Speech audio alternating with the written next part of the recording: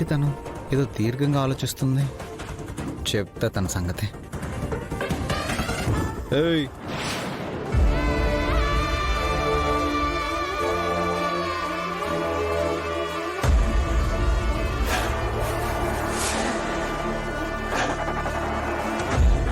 ఏ అని పిలిస్తే వినపడ్డం లేదా? ఏ అని పిలిస్తే నన్నే పిలుస్తున్నావని ఎలా అనుకుంటాను? అయినా ఏంటి ఏ పెళ్ళాన్ని పిలుస్తున్నట్టు? నువ్వు నా పెళ్ళానువని ఇంట్లో అందరికీ చెప్పుకున్నావు కదా. పైగా నీ అసలు పేరేంటో కూడా నాకు తెలీదు. మరి ఏ అని కాకుండా ఎలా పిలవాలి? రూపా అని పిలువు. ఆ పేరుతో నిన్ను పిలిస్తే ఆ పేరుకున్న మర్యాదే పోతుంది. రూపా అని మా అమ్మాయి గారిని కూడా పిలవను, అమ్మాయి గారు అనే పిలుస్తాను.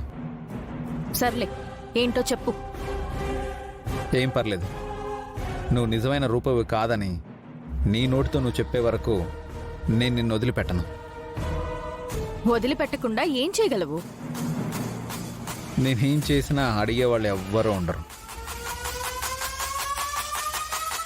ఈ క్షణం నుండి ప్రతి క్షణం నీకు చుక్కలు చూపిస్తాను. పద వెళ్దాం. ఎక్కడికి? పెద్దయ్య గారిని అడిగావు కదా నా మొగుడు నాకు కావాలి అని.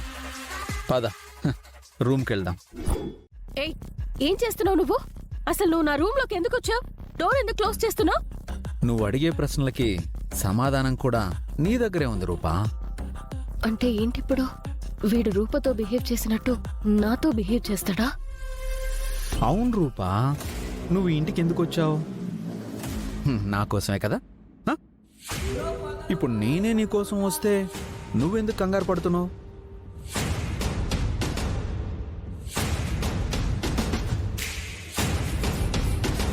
ఏయ్,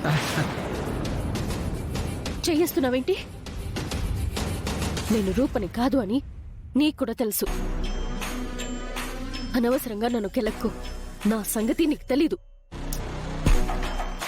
నువ్వు రూపవి కాదని నేను చెప్పట్లేదు, నువ్వు నా రూపవే. ఈ రూమ్లో మనకిష్టం వచ్చినట్టు ఉండొచ్చు. నువ్వేం మొహాట పడకు. ప్లీజ్ నాకు దూరం జరుగు. నేను అలాంటి దాన్ని కాదు. అసలు నువ్వు ఎలాంటి సిచ్యువేషన్లో ఈ ఇంట్లో అడుగు పెట్టావో తెలుసా?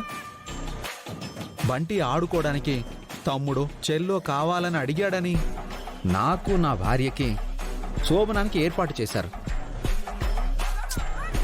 కరెక్ట్గా మేం గదిలోకి వెళ్లే ముహూర్తంలో నువ్వు ఈ ఇంటి గుమ్మంలో అడుగు పెట్టావు. అప్పుడు నీ వల్ల ఆగిపోయిన కార్యాన్ని ఇప్పుడు స్టాప్ ఇట్ రాజు. ఇంతకు మించి మాట్లాడామంటే హరిచి గోల చేస్తాను. చెయ్యి, అరు. అరిస్తే ఏమవుతుంది? అందరూ వస్తారు, వాళ్ళకేం చెప్తావు? ఏమీ చెప్పలేవు.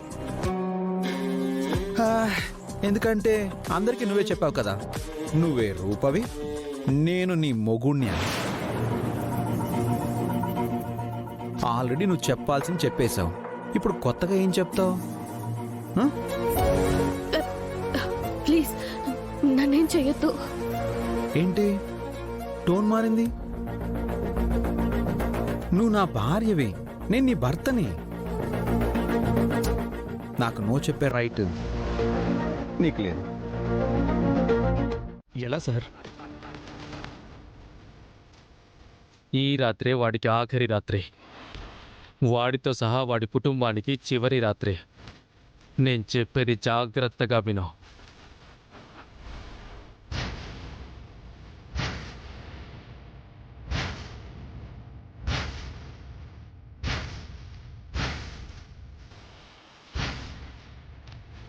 అలా చెయ్యాలి.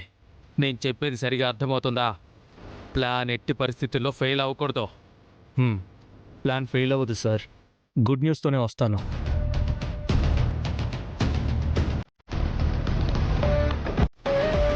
ఆగస్టు 15 సందర్భంగా భూపట్టా కార్యక్రమానికి విచ్చేయుచున్న గౌరవ ముఖ్యమంత్రి శ్రీ సూర్యప్రతాప్ గారికి, శాసనసభ్యులు విరూపాక్షి గారికి స్వాగతం, సుస్వాగతం.